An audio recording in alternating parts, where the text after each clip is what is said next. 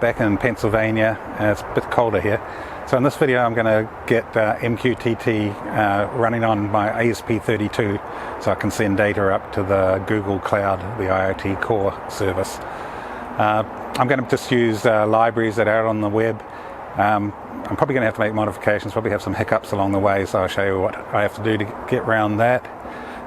Once I've successfully got the data up to the cloud, then the following video I'll be looking at integrating the Bing and Ping routines to get that data moving up there as well. Okay, first I need to add the MicroPython libraries to ourProbes project in VS Code.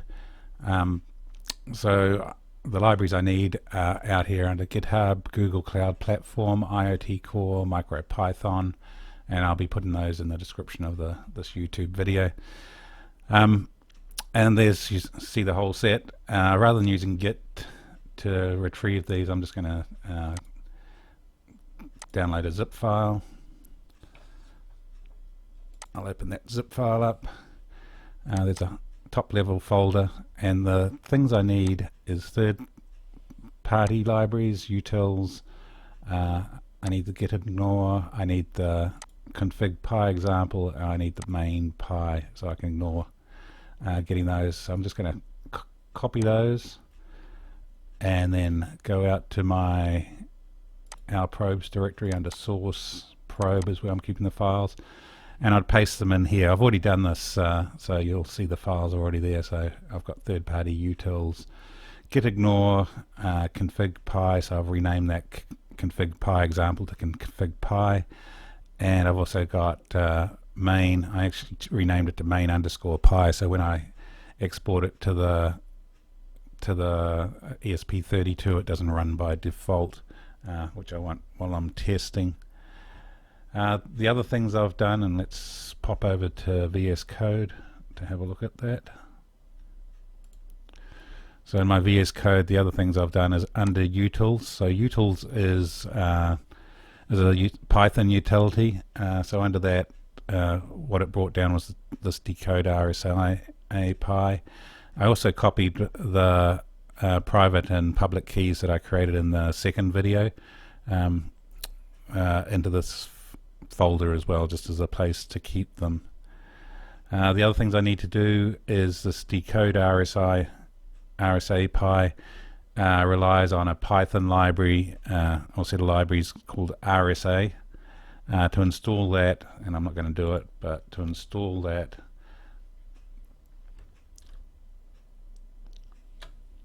I would do a pip install RSA. I've already installed them, but if you hit that, that will install the RSA libraries for use by this decode RSA py. The other things I want to do is make sure that these files, which are Python related ones rather than MicroPython ones, they don't need to go down onto the esp32 device. So I'm going to update my PyMaker settings, and you see I've already done it here, to make sure decode RSA py, RSA private pim, RSA public pim are ignored. So that means that PyMaker utility will not download or upload those to the esp32. That last thing I want to do is create this from the private key, the JSON string that I'm going to use for this. So if I go look at the config.py, which was part of those files I brought down, under JWT config, there's a private key string that needs to be added to the config.py. So this is the one for my private key. The way I created that string was to, let's go over here, open in terminal, and from here I can do Python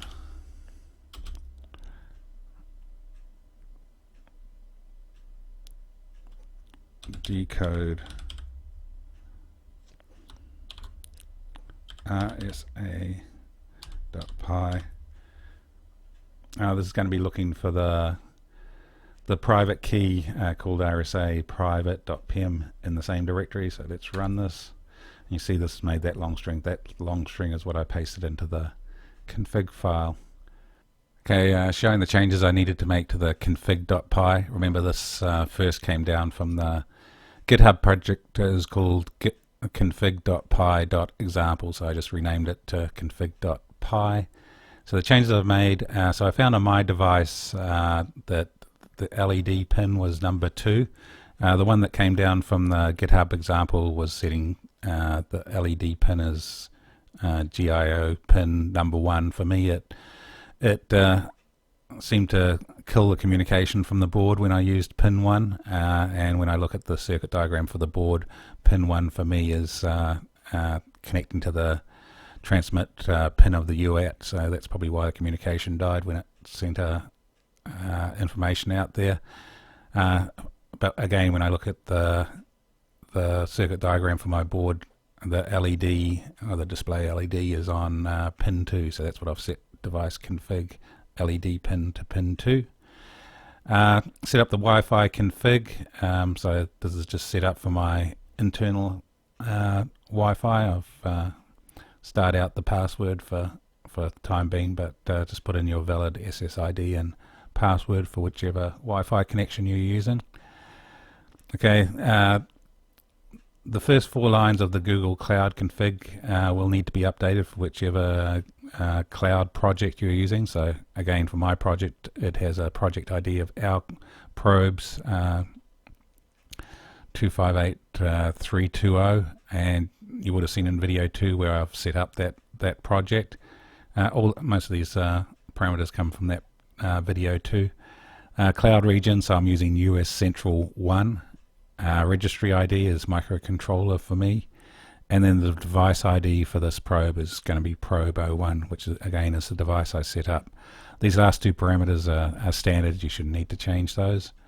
And finally, as I showed before, the Java Web Token config needs to be set up. This private key needs to be entered, and it needs to be changed to the format of PKCS1, and that's where I was using that utils decode to create that long tuple of 5 numeric strings. So those are the changes you should need to make to config.py. Okay, let's try the code out. So this is the code. I'll just go through some of the changes I made. So I added some more print statements because I was debugging this earlier on, so just added a few debug statements in here. Again, remember I changed this from main.py to main_py, so it doesn't get rerun every time there's a reboot, which a main.py would be get done. I changed this LED a little bit, the line about that, and called it LED. I didn't really need to in the end, but it was when I was debugging having the wrong pin number in there that I had to change that. It actually gets the pin GIO pin from the config. Most of this is still the same. It's still the same. So down here again, I added some more print statements. So this LED value I set to 0 at the beginning. I probably didn't need to do that. In here, this was a while statement, while true, so it would do this loop forever, which makes sense if it's in the main.py that you want the MQTT communication to start up when the device starts up and just keep going forever. But for testing, I just wanted to basically run through this publishing data just twice and then drop out. Also, I added all these lines down here, so added a client disconnect, so this nicely disconnects the MQTT client from the Google Cloud, and also closed down the network connection. I think that's all the changes. So let's try running this. So first thing I need to do is open a new PyCom console. So I'm connected on COM3 to my esp32. I'm going to upload all my code, which also does a clean boot on the esp32, which is why I don't want to call it main.py. I want to call it main_py so it doesn't run by itself. Okay, I'm going to select that file and let's do a run. So connecting to my network, I'll be getting an IP address.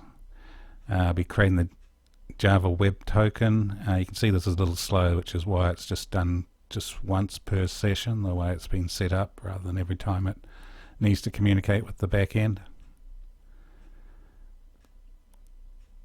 So it's got the token.